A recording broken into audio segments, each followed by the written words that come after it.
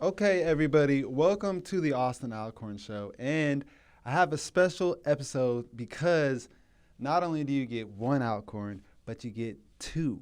So the guest with me is the man, the myth, the legend, my grandpa, Kurt Alcorn. Welcome to the show. Well, thank you. Good to be here. I'm glad you can make it. I think last week we didn't make it because of some fun stuff, but we made it this week. We're here. On the show, I like to talk a little bit about business. I like to talk a little bit about family. I like to talk a little bit about cars, of course, all of the cool stuff that we originally talk about. But I want to start the show off with your career path because I think you've had a very unique and interesting career path that some people I think would find interesting and would like to hear about. So I know that you started at a young boy on the farm, and that was where I think work started for you. Talk to me a little bit about that. If I'm right, if not, correct me if I'm wrong. You're right. Well, I was born on a Greyhound bus back seat somewhere between Chinook and Havre, Montana. That's a story. I didn't hear that one. I've never heard that story before. So No, welcome to the show. Yeah, thanks for. We'll clip that and go viral. I'm sure we'll use that one. I was born in Havre, Montana, on a ranch there, 20 miles from the Canadian border, and we had cold winters. Cattle and horses were our main product. We had to work hard. My father ran the ranch and drove school bus and hay hauling and mail routes just to keep the farm alive, and my mom assisted. So that's how I started out, was a cold place in Montana. That sounds. I don't like the cold weather. You may know that. Yes. How long before you decided this weather isn't for me? Well, I was about senior in high school, and back then we didn't have the modern cell phones and the modern technology we have now. And so I really didn't know that there was something else besides cold, snowy work environment until I heard the Beach Boys singing their song about California girls. And I thought, this is something new, exciting. What is this? There's something else in this world. Yeah, there's some So warm weather somewhere else. That got me looking around. Okay. For school, when you went to college after high school, did you stay in that area, in that weather? When did you kind of transition out of that? After a senior, for my freshman year in college, I went to Ricks College, which is now BYU, Idaho, in Rexburg, Idaho. And I was there for 2 years, had a football scholarship for the first year. And then after 2 years, I went on a mission for the LDS Church and to England, and came home and went back to farming and ranching for a summer and decided I didn't want to do that anymore. Time to change. So I enrolled in Utah State University at Logan, Utah. And my primary was going to be agricultural economist. And that was all math. And I didn't realize that. So I wasn't expecting that. No, I had to change career paths. So my mother knew that I was not going to make it as an agricultural economist because of my reports that I sent back to her. So she sent me a advertisement about the U.S. Border Patrol. And I was very familiar with the Border Patrol because I lived right on the Canadian border. Wow, So I okay. applied for it, and I got the interviews and passed and went into the Border Patrol in '68. Hmm. And I got married in 1968 also to a young girl called Brenda Payne. And we got married on the 26th of 26th of May in 1968, and I went into the Border Patrol on the 28th of May, 1968. Holy smokes! So That was down in Calexico, California. right after, so you did a lot of traveling in Montana, and then you went to Utah for school, and then you went to England for your mission. Mm-hmm. Before we go into the Border Patrol, talk to me a little bit about England, because that had to be your first time. I know you said and mentioned Beach Boys, and that was kind of your enlightenment to the Mm-hmm. world. But that had to be drastically different. Not only the flight and the passports and all of that experiences, the food had to be different. Yes, It was a different time in the world. Like, was it drastically different, or talk to me about that experience? Even the cars, what were they driving? Yeah, it was drastically different for a small town boy like me, because it was my first time I ever had flown on an airplane. Oh, wow. So I flew from Salt Lake City, stopped in New York, and then went to Shannon, Ireland, and then to Bristol, England. And it was very, very green. They have a lot of rainfall there, which I was not accustomed to. Snow. And You're snow, used to yeah. snow and plow. Oh, So it goodness. rained a lot there, but we were on bicycles most of the time, and when they picked us up from the airport, they were driving on the wrong side of the road for me, and it scared me to death because they were trying to frighten all of us greenies. And And there was like no internet, so you couldn't No. research how they lived before you went No. there. You were just going there blind. yeah, just And that blind was your first flight, was to England? to England. That was the first Holy flight. smokes. There was 4 other missionaries that were on the plane that were going to the same area. So we kind of hung together, but we were all surprised. I had a hard time understanding the British accent because it was so different than the regular talk that was spoken around Montana and that area. And it was and they ate different foods. They had blood That's gonna be my next pudding. question. They Ooh, had blood pudding. which was blood just curdled, and Like actual blood? oh yes, it was a delicacy of theirs, and What kind of blood? mainly from animals, cows, sheep. Oh, that is interesting. Whoa. It was I can only imagine. Looking and at this. what the heck? you could smell Where's it. the pumpkin pies? They didn't have too many pumpkin What pies, the no, heck? but you could smell it. Interesting. Whereas they said our dessert's blood pudding, and Mm. it was quite a different atmosphere. And that was for your mission. I know with the missions it's you and another missionary. Were you with that other one missionary the whole 2 years out there, or does that rotate? That rotates. That's depends on who's going home, who's coming in, if there's a sickness, if there things, if maybe one companion's not getting along well with the other one, Oh, or okay. whatever. So they usually about every couple of months, then they would transfer. Okay, that's and cool. I started out in the mission home was in Bristol, England, and my first stop was in Swindon, England, and then it was to Bridgewater, then Bournemouth, and that was a beach town on the southern end of England. Holy smokes, And, that's pretty cool. So, and then I went from there to the Channel Islands, and then from the Channel Islands back to Stroud as a district leader, and from then the 2 years had gone. They went by quickly. Fast. Yeah. On the mission, I know we're on the career path, but I always got questions on this. During that time, I know the big thing for the missionaries is bikes, but now when I see missionaries, I see them in cars. I don't necessarily see them riding bikes, and I know the time is different. Did you guys ride bikes that whole time there?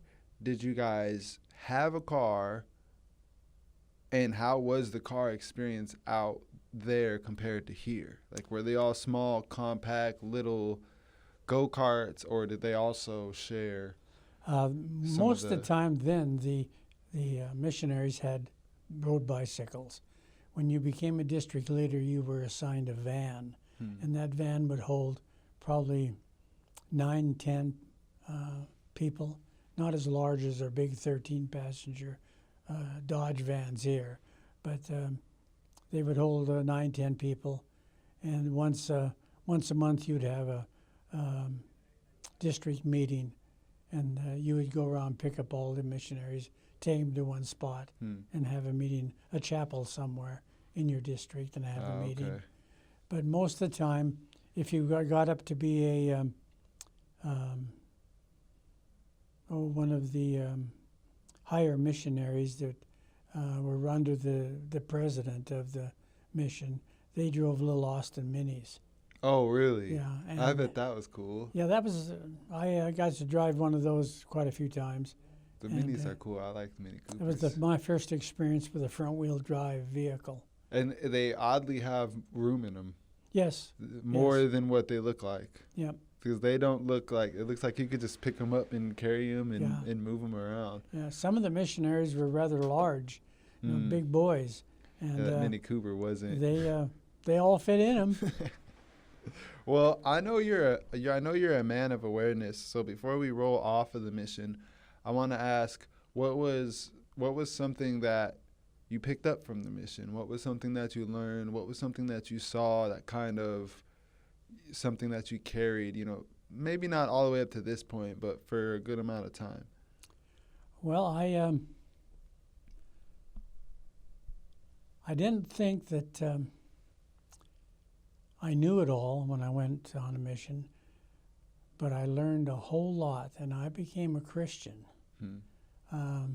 I believe in God, the Eternal Father, and His Son, Jesus Christ, and in the Holy Ghost, and I believe that our Savior came to this earth and died for us, and He's a friend of mine, a brother. He's my Savior, and I enjoy then going around and telling people about my beliefs Yeah. and spreading what I believe. Everybody, of course, did not believe that, but we didn't force it on anybody. We back then, when I first started, there was a park right next to the mission home in Bristol, and once a week you had to go out and stand on a little platform in the park and just start talking about Jesus Christ and His mission, and so you became very, very fluent in what your beliefs were, and you didn't have all the answers. Some of the Bible scholars and so forth knew a whole lot more Right. about the Bible than I ever Yeah. could, but I have a testimony that Jesus Christ lives, and I wanted to tell people about that. It's pretty cool too. When I went on the Jamboree, I had an experience of that, of when you're, it's as a boy growing up into a man. I think in that time frame, it's really cool when you can experience that and talk about it on your own, not necessarily having your parent or the whoever, the bishop or the leader of the group.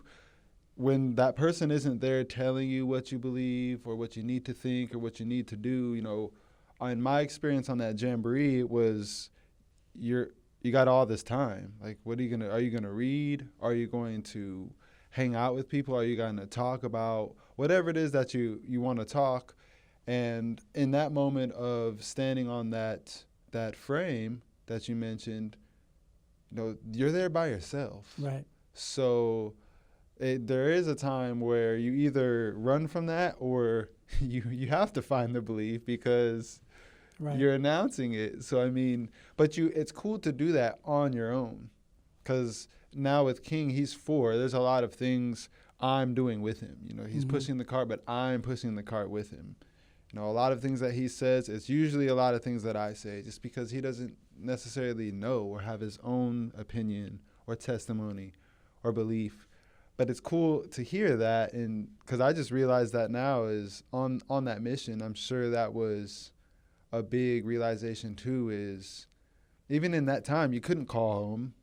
No, There but was that- no phoning home. There was. There was no being homesick. Now there was the no- missionaries can call home on their birthdays or on Mother's Day or on special occasions. But back then, that was a long distance call, and it was an Yeah. overseas call, and you were in a complete different time zone, which I never really figured out. And so everybody back home was asleep when you were awake, Yeah. and they had I can only they had imagine. television there, but they had to put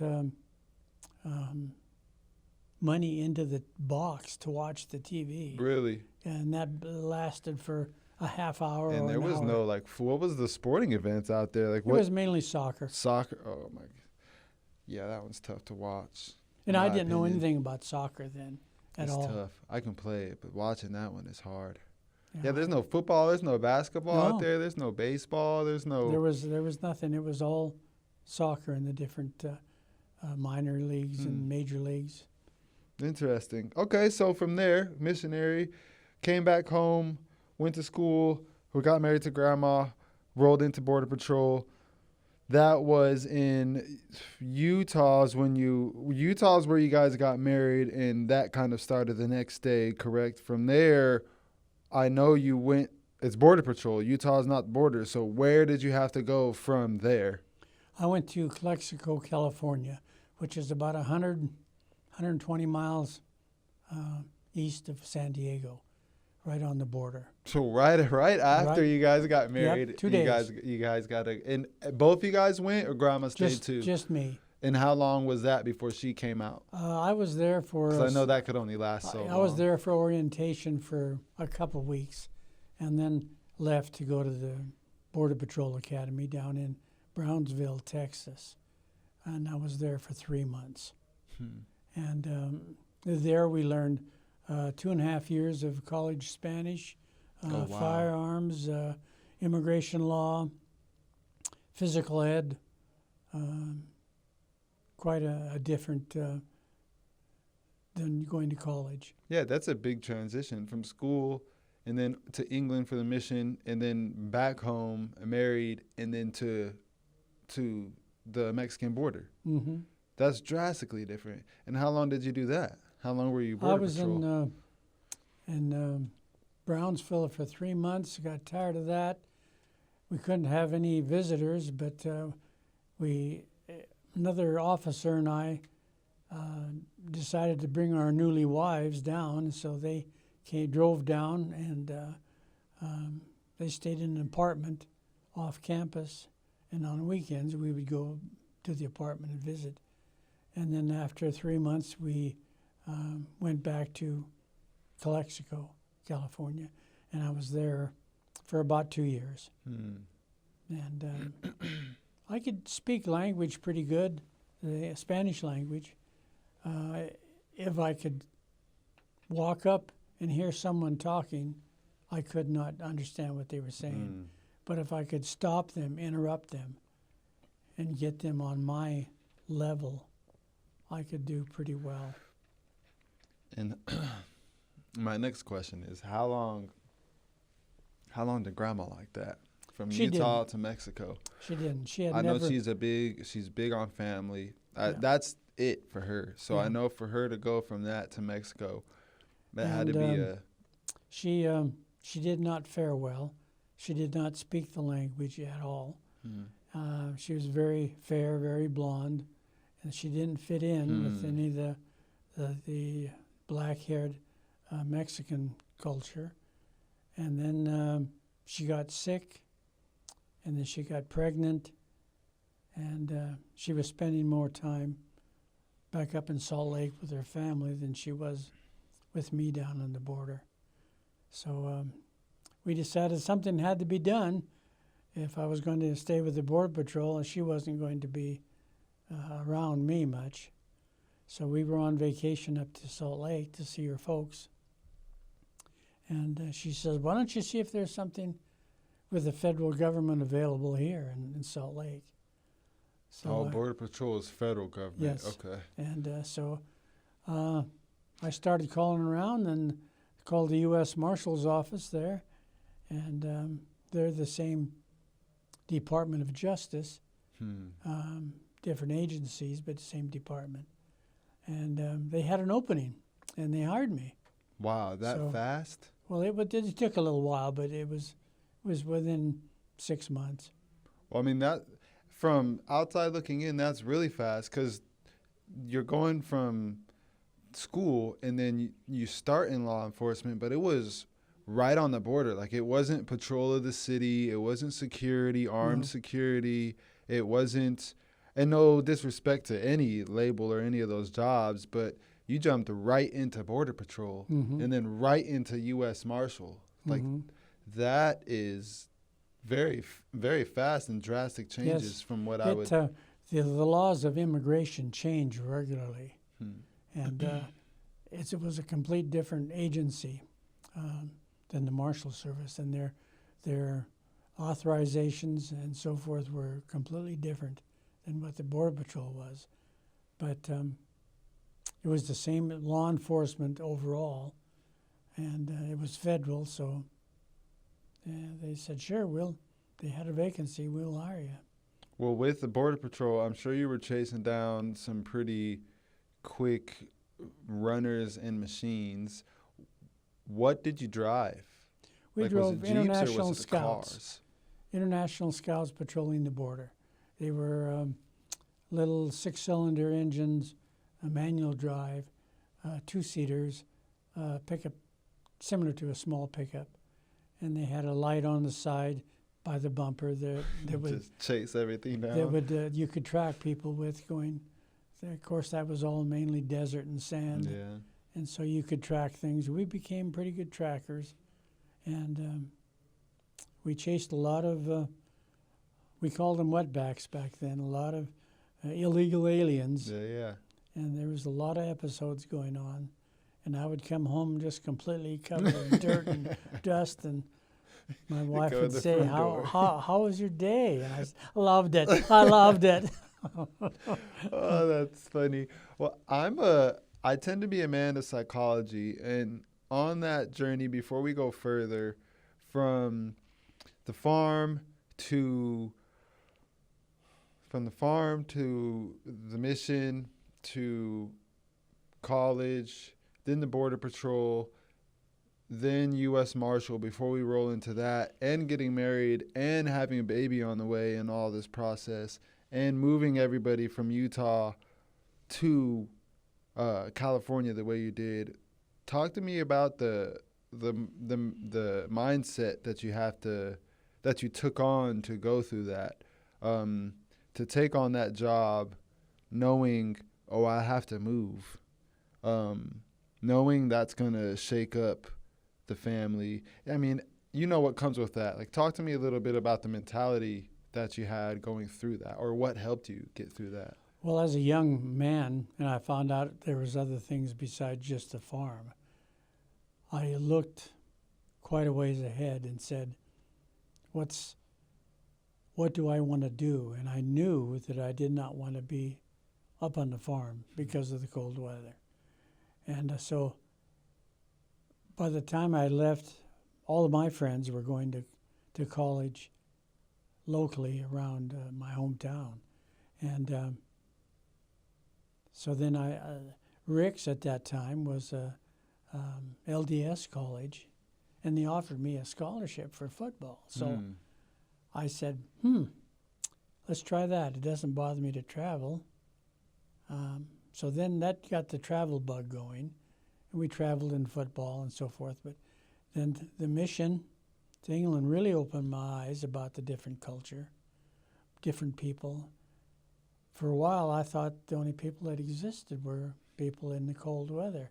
But there's a whole world out there of different people, whether they're Americans or if they're British people or South African or African, anywhere. There's just people that we never think about. As, there's people living in Iceland, and yet I never till I got to England and realized, wow, There's a whole world out here. it's big. Yeah. It's big. And so then I went back to the States, and Was it like a kiss the ground moment? oh yeah, there's things. Not only do they drive funny and talk funny, but they have different rules, different culture. They have a king and a queen instead of a president, and their rules are different. And so it was nice to get back to America and the U.S. Oh, I'm sure. It was, and went back to Utah State, and there was a different than Rick's College because it was a much bigger school. Yeah, that's the Utes, right? Yeah. No, that's Utah State. See, what are they? Aggies. Or is that They're the Aggies. Okay. Oh, okay. Okay. University of Utah is in That's Salt Lake. Okay. They're the Utes. Okay. Yeah. There. So the school opened my eyes more, and then I got fed up with it after 2 years at Rick's, 2 years on a mission. I was a year at Utah State. I was just fed up with school, and I didn't know what to do. Yeah. So one of the courses at school at Utah State was welding. Well, on the farm, we had to weld everything that broke. So I could weld pretty good. It wasn't pretty, but I could weld. And one of my welding classes was a lab that you had to weld in. And that was the last class of the day. Well, I would rather spend time with Brenda, your grandma, that last time of the day. What? So No. I skipped No welding way. lab Oh my. because I knew I could weld. The bag's out. Yeah, Oh, so I'm glad to hear this story, you Yeah. school skipper. I'm pulling this So- card forever now. so I failed welding Oh because my I didn't appear for the labs. I can't wait to ask Grandma about this. Did Papa ever have a welding class that he failed? Oh, that's So funny. there was a lot of episodes that made you realize that things are different than just wake up in the morning at 6 o'clock and go and do chores on the farm, Yeah. and milking cows and herding horses and planting stuff and mowing things, and so it was an eye opener. But Let I alone the enjoyed it. time. It was all new world to me to experiment with. I could only imagine. I couldn't. Well, I've been out of the country a couple times, but mainly to just Caribbean in nice water. I haven't been to. It's a little drastic change from Vegas, obviously, but I haven't really seen any big, weather swings or culture swings or, outside of the Caribbean. And also with. How did you stay sane in the moment of Grandma going back and forth? Because it's not really something that's talked about often. I don't think that mindset or that moment as a man of that pressure with being newly married, baby on the way. She's not feeling well. With her health, she's missing her family, but you still have to provide. You still have to work. You're still, not that you don't care about the family, but you're still in pursuit as well as far as building the family. Talk to me about the mental state that you hold going through that. It was rough for both of us. I expected her and wanted her to be with me down on the border. Yet I knew that she was uncomfortable there.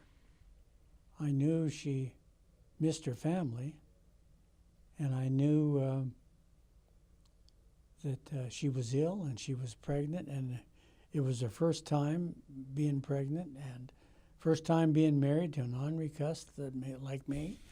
And I realized all this, and then I thought what really brought it home was our first Christmas she spent up at Salt Lake. So I didn't know what to buy her for Christmas. I had no idea. First Christmas, what do I buy someone that I love, but she's never here? So I bought her a little statue, about 8 inches tall, and arms were outspread and said, "I love you this much." Mm. And I sent it to her. And she was used to getting an abundance of presents. She got that little thing from me and threw it in the garbage. Mm. And her father took pity on her, went out and bought her presents. So it was an eye-opener for both of us. And when she came back home, we sat down and talked to each other. We'd been married in the temple for time and all eternity. We knew that this was something that was not just a civil marriage. So we decided we both better start working on it a little bit harder. And we both started working on it. And it just so happened through prayer and through faith that the Lord guided us to the U.S. Marshal position. And we both fit in. I was familiar with this Utah culture, and she was born there, so it didn't bother me after being all these different places and rugged terrains and all these things that we both fit into that category. It seems the one word to sum all that up is commitment. Mm-hmm. It starts with a commitment to each other.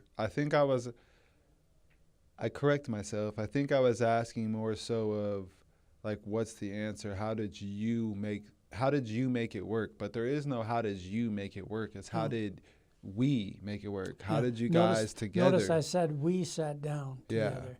And it wasn't just one conversation. Yeah, as soon as you said that, it clicked in my head. It was over a period of weeks. Yeah. That we said, okay, let's both try a little harder.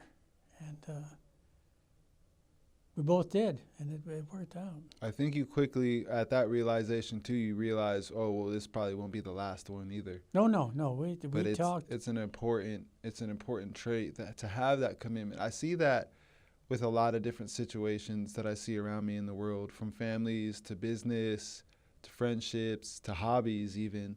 There's a lack of commitment in the world that I see today, is because we have access to everything. So if we don't like it, we can just buy a new sneaker. We can just take a new picture. We can just get a new phone. We can just find a new friend in wherever because we're connected to the internet. And it's quick. And it's instant. Back then, there was no quickness about it. Yeah. There was no cell phones. There was no internet.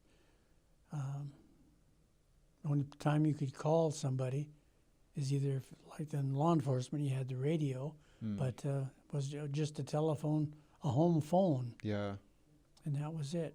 Well, it's a very powerful tool, but I see the detachment. I see the detachment even in all aspects, even with kids, with business. You know, without the commitment, things can really blow up fast. When the little kids are spilling drinks, if you're not committed to them, all you're going to do is just blow your top off and yell at them and stomp around. And not that we all don't have those moments, because I definitely do. But you realize, you know, this is my son. Like, this is my daughter. And this is my wife. Yeah. She came from an experience totally different from my background. And she was put into a total different experience in the Border Patrol. Yeah. One night I was up on a checkpoint, and she was pregnant, pretty close to being due. Got a call on the radio. Your wife wants you to come home. It's emergency. I thought, oh, she's having the baby. So I was 100 miles. Holy smokes. Flying down the road, I'm sure. Sirens going, lights blazing, fast that old car would go. And I pulled in the driveway and went in the house, and she was sitting on the couch. And I said, what's the matter? Well, I'm just was lonely. Oh. I said, well, they said it was an emergency. No, it wasn't an emergency. I just wanted to tell, I was thinking of you. Just screaming down the road. Just a different world, yeah. And so we both grew up a lot. She was young. She was probably 19. I was 22. I think it's a little bit of vulnerability, too. I always feel like I messed that word up. But being vulnerable with your partner in a relationship is, I think, a big part of it. I think it goes hand in hand. You can't really communicate without being vulnerable. because Yeah. you have your happy moments, your moments when you cry, all that stuff. But if you don't, And you have put that on moments when you're angry. yeah, Don't forget that, Yeah. because that happens. yeah, for sure. Well, let's jump into the U.S. Marshal conversation because that's in Utah, and here we are in Vegas. What was the move or transition to Vegas? That's had to be pretty quick as well, right? Well, I was in Utah as a deputy U.S. Marshal for 17 years. Hmm. And during that 17 years, my wife was very happy in Salt Lake. She had family, she had friends. Our family was growing. Everything was doing well, except my career was not going anywhere. I had reached my pinnacle as a deputy. And with the federal government, the only way you can advance is if you transfer someplace. So I was training all these officers that were coming through in Salt Lake, and they were applying for positions elsewhere, and they were getting those positions. So I was feeling very underappreciated is the word. So that affected our lives. And, and that I said I can relate to several that. times I'd like to transfer, and she says, no, I won't. I'm not transferring anywhere. So we moved to Salt Lake in 1970. In 1986, I had been fed up with not advancing in my career. So I told her that the next chance I got, I'm going to put in for it. And prepare yourself, because we don't know where we're going. I don't know where we're going. I don't.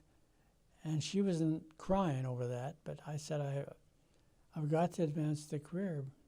So the position came open in Las Vegas as a supervisor. And I applied for it in October.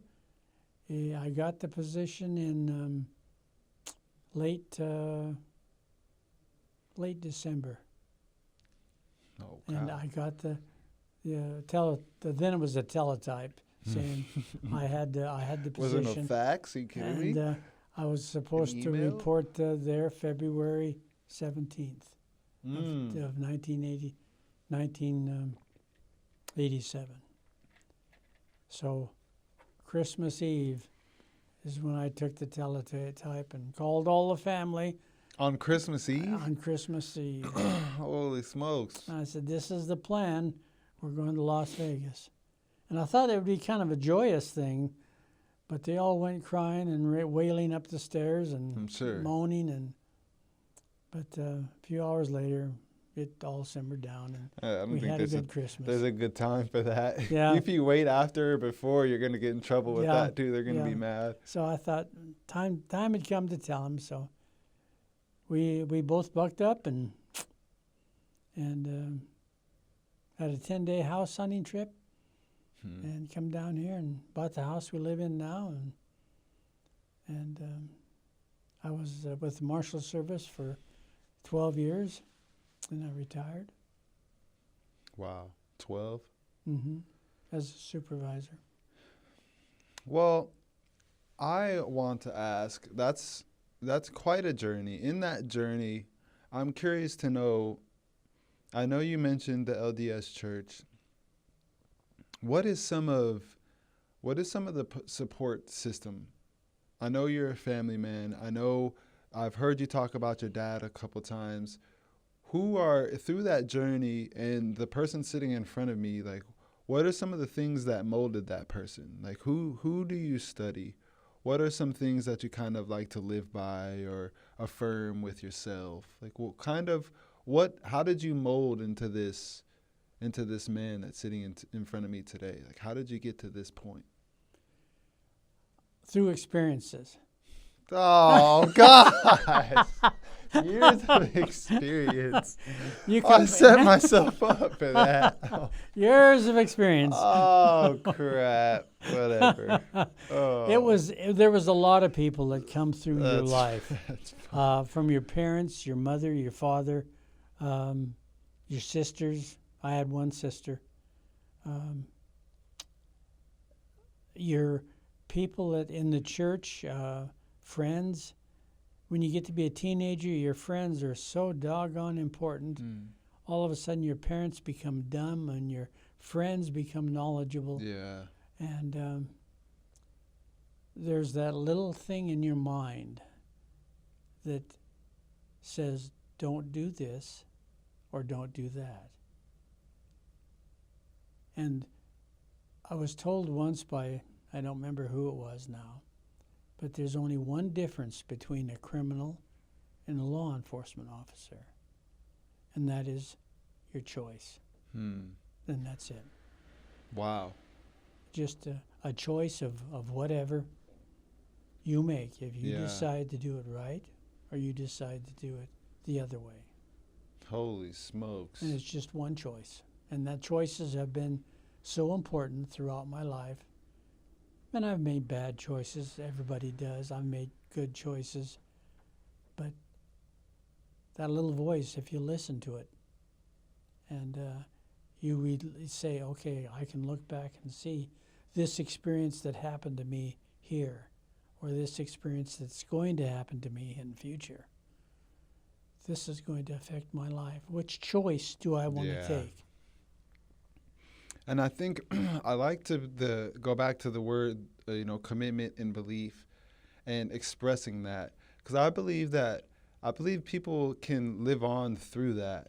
I believe I don't remember personally ever meeting your dad, but I believe that I get to experience a lot of him through you.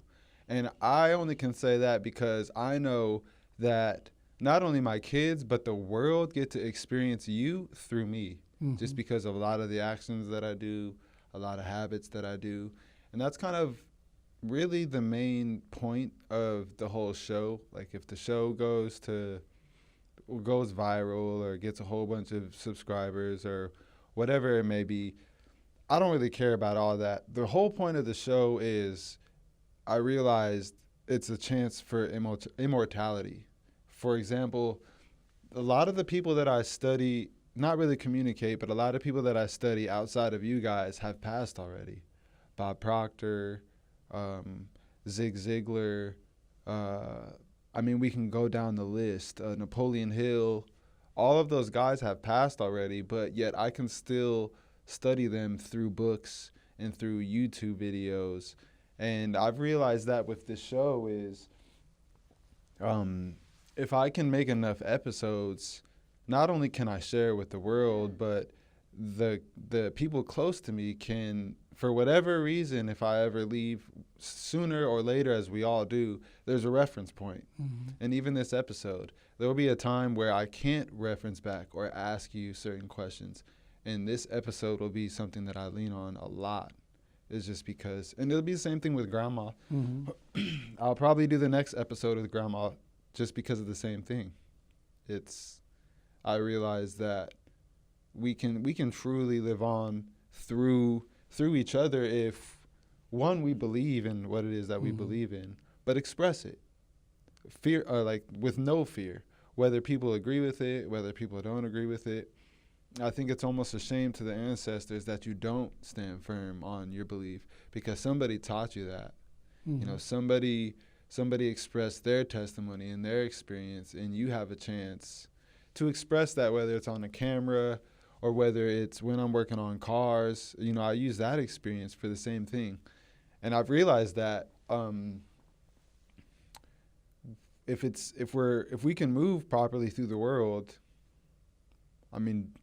people can live on forever, as far as visually or even with our habits. Because a lot of my habits I picked up from you, and I picked up from Grandma, and I picked up from my mom, so on and so forth. But it's interesting to me that we can read a book or we can be around somebody like that, and it rubs off, and it just carries on, whether we notice it or not. Right. And it depends who you run with. Yeah. If you run or have friends that are on the good side, you'll be influenced by that. Yeah. If you have friends that are on the other side, you'll be influenced by that. Yeah. Encouragement. I realized that too, because even it's a daily challenge for me. There's a lot of things that we all go through, and in our day, there's a lot of, at least in my head, Austin, that's a terrible idea. Don't do that. Why are you doing that? Even the show, like, why? No one's watching the show. Nobody is watching it later, or whatever the doubt comes up. And then I'll be out playing basketball or out working on a car or just out. There's been times that I've been at family events and Evan has said something. They're like, oh, I watched the podcast. I'm like, podcast? I didn't even know that. I didn't even know that you were watching it. But if you have the right people around you, it gets all that doubt out of the way. I have you on the show because it gets all the doubt out of the way. Like, I'm not going to schedule this and then not show up because I know I'm going to come over to your house and then you're going to ask me why and you're going to dig. And I don't want to deal with that. So let's go do the show. Yeah. And I'd come do it with Oscar for the same reason. He's just nothing but encouragement and growth and positivity, and it's going to work. It's going to work. It's going to work, regardless of what he's doing. I mean, look around. The studio it went from one small room, a little bit bigger than this, to a whole built-out 4 rooms. So not only is it cool we get to come in here and shoot our recording, but when we're done, I get to come and hang out with him, pick his brain a little bit, see what he's doing. And it's the same thing. It's just encouragement. Sure. Because on the opposite side, they'll fuel that negativity and doubt that's in your head. You're right, Austin. Why do you need to do that show? Nobody's watching it. You do that every month. Like, what's the point? Yeah. And why would I come do the show if that's all I ever heard? Well, I had 3 daughters. My goodness. All 3 daughters were just as beautiful as their mother. And all the boys that were ever associated all came around my daughters. And there was big ones, small ones, tall ones, heavy ones, all sorts of people. And I kept telling them, make the choice. You're going to either go this way or go that way. And they made their choices, good, bad, wrong, whatever. But I thought it was, as most fathers, and you will find out, you have to protect your children, but you cannot make the choice for them. Yeah. They have to make that choice. And they have to experience the good and the bad. So it's not, do I want to do something? Or, yeah, I want to do something. Be positive about it. Go do it. Yeah. I get to do something, for sure.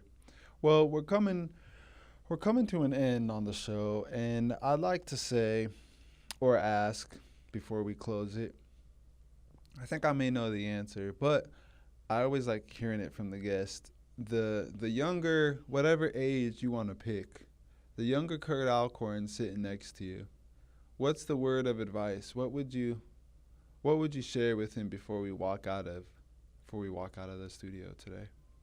What's the message moving forward? I think the message moving forward is believe in yourself. Doubt will automatically come. But you have an idea, you don't need to think about it, just do it. Make the choice. If it's a good idea, make the choice to do it. And talk to your friends, to your neighbors, to your family. Make the choice. You've always told me there's not a bad choice. No? And either way, if you don't make a choice, that's still a choice. Right.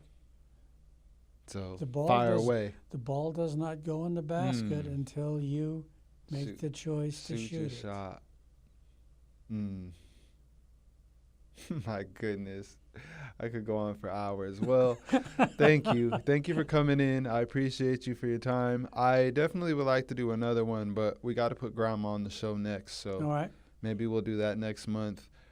Everyone that is watching this or watched the episode, of course, subscribe to the show, comment any questions, and we'll catch you on the next one. Bye.